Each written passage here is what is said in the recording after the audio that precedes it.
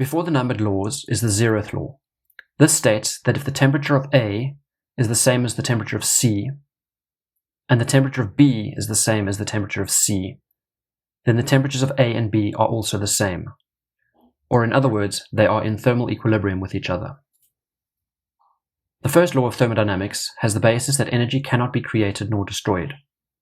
The change in internal energy is equal to the heat plus the work of the system.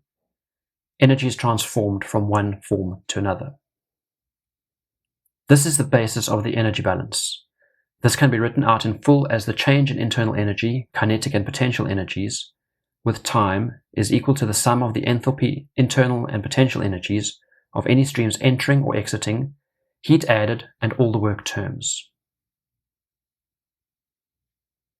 At a basic level, the second law of thermodynamics states that the entropy of a system, delta S, will always increase.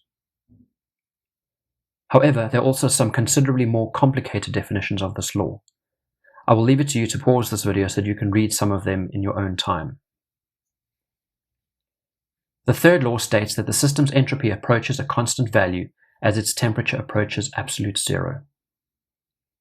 This law is also expressed such that if we start at point x1, it is impossible by any procedure to reduce the temperature of a closed system to 0 Kelvin in a finite number of steps.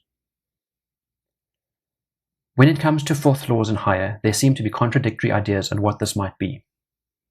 The internet refers to reciprocal relations between thermodynamic flows and forces in non-equilibrium thermodynamics as one possible version of the fourth law, while another version, a 2020 research paper, talks about the dissipative component of evolution is in a direction of steepest entropy ascent.